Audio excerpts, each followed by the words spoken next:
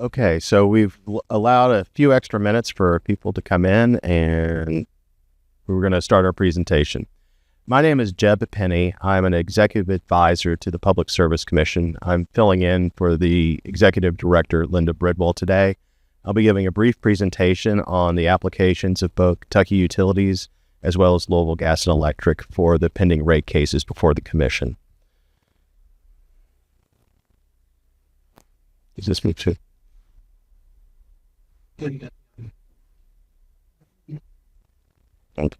Oh, wait.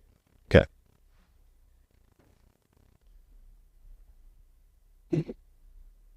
So this is a brief opportunity for people to do a Q&A of just a high-level overview, or sorry, it's not a Q&A really, but a high-level overview of the applications that are pending before the Public Service Commission.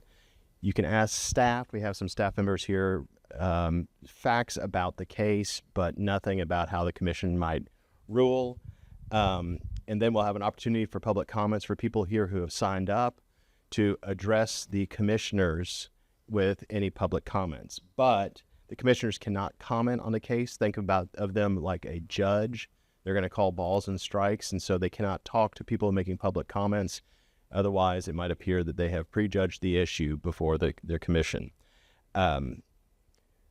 Public comments were documented. The recording of this will be placed in the public record. Written comments can be filed with the commission. You can go to the Public Service Commission's website, and at the end of this presentation with the information that is necessary to file comments with the commission. Brief overview of the Public Service Commission. It was created in 1934 by the legislative bodies at the time. It's a three-member administrative body, all appointed by the governor on staggered terms and subject to confirmation by the Senate. The commission sits with quasi-judicial authority, meaning they act kind of as a court when a rate case comes to them or other issues that concern utilities. It's not funded from the general fund, but it's funded by an assessment that is put on the utilities every year, in which the utilities can recover from their customers. Commission regulates about 1,100 utilities in Kentucky. Now, a lot of those are going to be your smaller water districts or sewer districts, and a lot of small telecommunication providers. So, even though the large electricity cases might take up a lot of time, there are many, many more small utilities out there. So a brief note about rate making is that utilities in Kentucky are not competitive businesses unless you're a telephone company, but they're monopolies, and their rates and services are regulated by the PSC in exchange for having the opportunity to serve a defined area. Rates and services are regulated to protect against the risk of poor service. PSC wants to make sure that a utility is making the proper investments in their system, but also that the rates are they're not giving them excess profits. So changing a rate for a utility is a legal process. It's set out by statutes and regulations. It includes the application of the utility, and the rates are suspended for at least 6 months, meaning 6 months from when that application hits the front door of the Public Service Commission, those rates cannot go into effect. And even after that point, a utility can put those rates into effect subject to refund, but the commission has to ultimately issue an order no later than 10 months after that application has been accepted for filing. There's many opportunities, many parties will intervene in this proceeding. There's a lot of them in these two cases. Parties respond to requests for information. There's an evidentiary hearing, cross-examination of all the witnesses, and there'll be a final order deciding this matter. Public comments can be filed during the proceeding at any time. So rates. Rates by law have to allow a utility to provide adequate service, maintain its financial integrity, attract investors, which also helps with lowering the cost of borrowing. And the U.S. Supreme Court and even our state Supreme Court has held that rates that do not allow these things to occur are unconstitutional and are a taking under the Fifth Amendment. So the two applicants in these cases we'll discuss. First is Louisville Gas and Electric, to whom I'll refer as LG&E. They generate and purchase electricity and distribute and sell electricity in Jefferson County and 8 other counties around it. They also store, transport, distribute natural gas in Jefferson County and portions of 16 other counties. They have approximately 335,000 gas customers and 438,000 electric customers, and their last rate increase was in 2021. So even though there's a stipulation now in a record for the application, LG&E has proposed to increase their electric rates by about 8.3% and to increase their gas rates by about 14%. So what this means is for the average residential bill for electricity, it'll be an increase of about $11.04. And for a normal gas residential customer, it'd be an increase of $11.12. And according to the application, the primary driver for this is investment in infrastructure. So Kentucky Utilities, to whom I refer to as KU, generates and distributes electricity in 77 counties from one tip to the other. It has approximately 547,000 electric customers, and its last base rate increase was also in 2021. KU's proposed rate increase will increase its revenues by about 11.5% and will, if approved as proposed, will increase the average residential customer's bill by $18.15 a month. Once again, according to the application, the necessity for this rate increase is driven primarily by investment in infrastructure. LG&E and KU have also asked for approval of a new tariff. And I'm going to stop right now and tell you that when I talk about tariffs, I am not talking about the tariffs that have been in the news and the tariffs that the federal government has placed on imports. For the purposes of utilities, a tariff is what they have on file with the commission that contains all the rates and conditions of services that utility has to file. Once it's on file with the commission, it has the full force and effect of law. So when I talk about tariffs here, it is a different concept than what is discussed of in the news recently. I make this delineation because it has caused some consternation before. I just want to make sure that when we talk about tariffs in the context of this, generally it's going to be talking about changing rates or changing conditions of service. And so LG&E has proposed a new tariff for extremely high load factor in the EHLF tariff. It has several conditions. It's really geared towards data centers, who would probably be the industries that meet the requirements of the tariff. And they've also proposed to revise their net metering service tariff. There are many interveners that are participating in this. You can look at it. The Attorney General has the right to intervene on behalf of Kentucky consumers. The Attorney General has done it. The Kentucky Solar Association, industrial interests, Sierra Club, Walmart, Lexington County Urban Government, Kroger, the Department of Defense. There's several other interveners, the joint interveners, as well as in the Louisville Gas and Electric case, the Louisville Metro Government has intervened, as well as the Kentucky Broadband and Cable Association. So next steps, this is actually the last step for a public meeting. Next week on Monday, November 3rd, 9 a.m. Eastern Standard Time, the hearing will begin at the Public Service Commission on the application. Public comments will be accepted at the start of the hearing, in-person comments. So if you want to make yourself known, please show up and you'll be able to address the commission on the record of the case. We do not have a remote option because of some, is that correct, Glenn? We do not have a remote. We do not have a remote option, unfortunately, because of technological constraints on that. But if you want to make yourself known, please show up. And the address is 211 Sauer Boulevard, Frankfort, Kentucky. Oh, and one other thing is that a final order has to be issued no later than March 30th, 2026. That's the end of the 10 months that I talked about that the commission has to enter order on the rates, 10 months after the application is accepted for filing. So If you have any questions about the proceeding in general, this is the time you can ask me about it. I also have some members of staff that might be able to help out if I don't know the answer. But once the public comment begins, you can stand up here to the microphone and you can address the commissioners on that.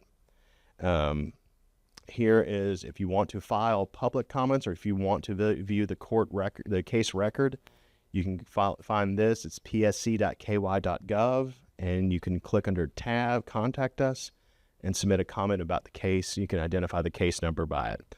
Or you may also send an email to psc.comment@ky.gov, and the address is included here. So are there any questions about the proceeding that I may address?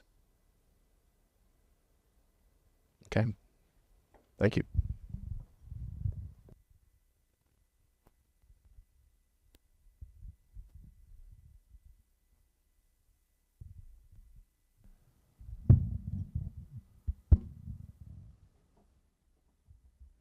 All right. Good evening, everyone. My name is Angie Hatton. I'm chair of the Kentucky Public Service Commission, and joining me tonight is Commissioner Mary Pat Regan. The third commissioner, Andrew Wood, could not join us tonight, but he will review tonight's record before our hearing starts Monday. So, as Jeb said, we are here for the purpose of taking public comment, and we are unable to answer your questions tonight, but that doesn't mean that you shouldn't ask them if you have them, because if you ever watch our hearings, occasionally we will ask questions from that we heard from public commenters. We will set a time limit of 7 minutes, and as of now, I only have one person who has indicated that they wish to speak, so I'll call that person's name, and then I will give everyone here an opportunity if you've changed your mind and would like to speak. If you came here to speak to us, we're going to make sure you get that opportunity. And as Jeb said, you'll come up to the microphone right here when your name is called, and then we'll start the 7 minutes after you've stated your full name and address. So, of course, if you decide not to speak tonight but would like to give a comment, you can always email a comment to psc.comment@ky.gov, and when you do, be sure and reference the case numbers, 2025-00113 or 2025-00114, or both.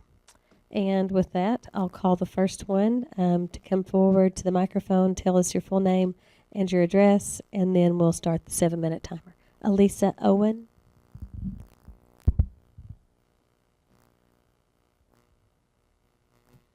Good evening. Thank you for being here. I am sorry we don't have more people to speak this evening. But this evening I just wanted to ask a favor, and the favor that I would love to ask on this case is that we, in the order, have some kind of working definition of the statutory definition of infrastructure in this state. And the reason I'm asking for that is because when in Lexington, the executive director was speaking, she said that the companies had come to ask for, their problem was they needed to take care of infrastructure. And they included some things in that doesn't sound to me like infrastructure. So I'm wondering what the companies, what the commission's view of infrastructure is. And so I would prefer that the executive director not come up and say, we're hearing what the companies need in terms of infrastructure, right? Because language matters. And so in the regulatory world, as I understand it, equity in a regulatory world is not just normal routine business costs that the companies decide to move from their balance sheet to the rate base, right, by capitalizing those costs. We are looking in this particular case of anything that gets capitalized by the companies, right, that they talk about as infrastructure gets an extra 10.95%, or at least before we did the settlement, right? So what I'm concerned about is that we need to be careful about how we define infrastructure in this state. And I admit that I do not know the legal and the statutory definition of that, but it would help me and others if we could have that in the order, because in this last one, I really appreciated all the background that you gave in terms of why you were making decisions. So I'll give you some examples on what I mean.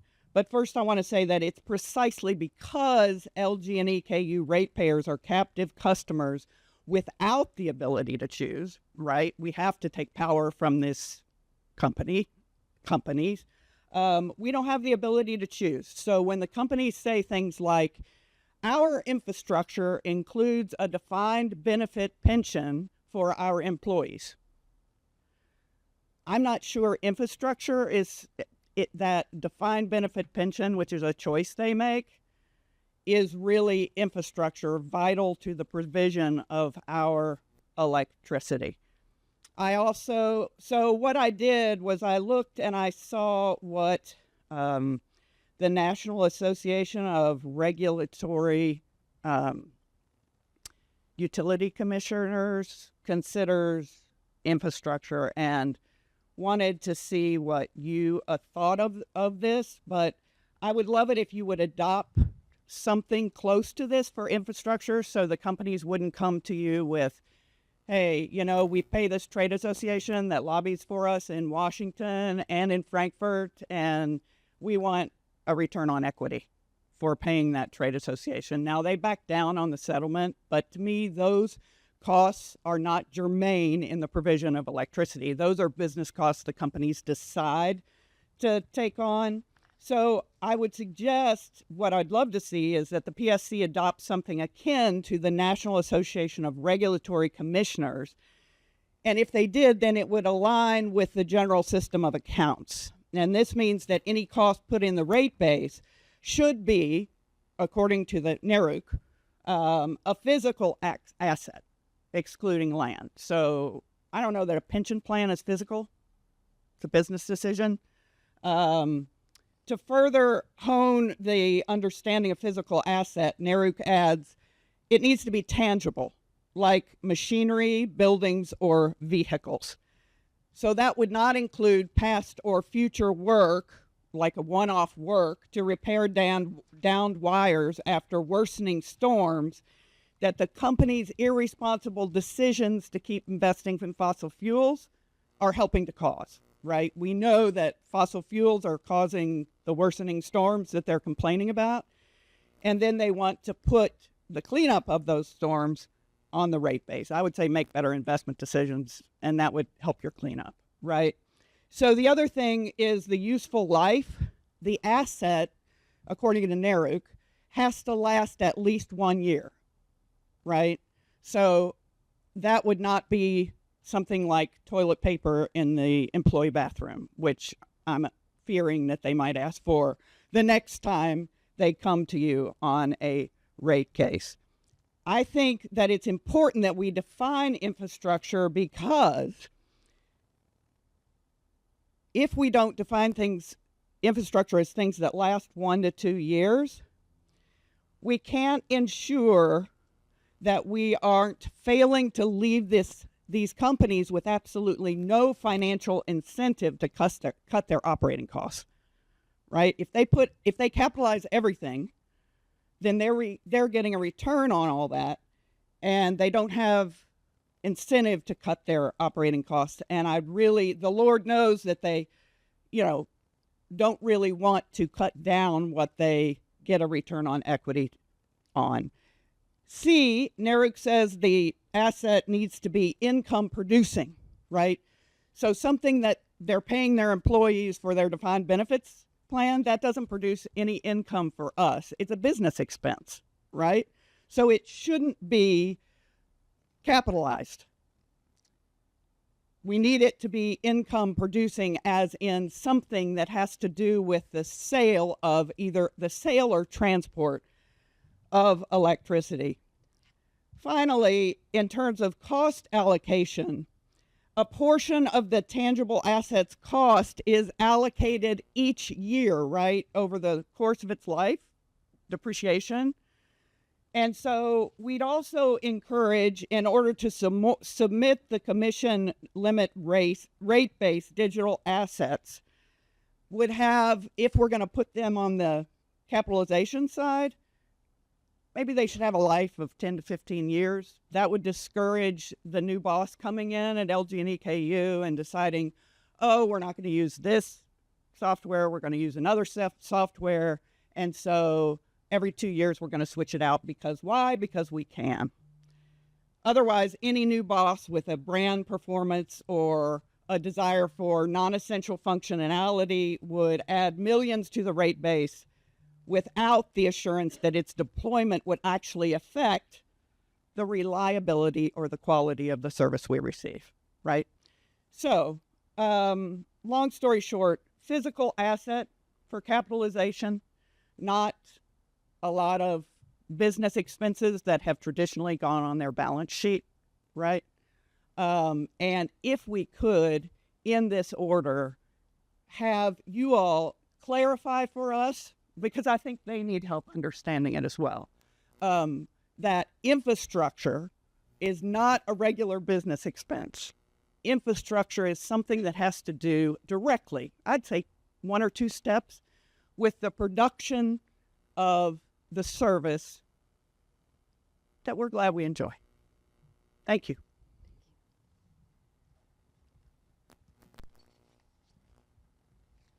You still had a minute left. Anything else? Okay. Tomorrow, I'm sure I will. Okay. And if you do, you can send an email. Then I will. All right. I don't have anyone else who indicated that they wanted to speak. But a number of people did sign in, so I'm going to give it another couple minutes to see if anybody does want to come forward.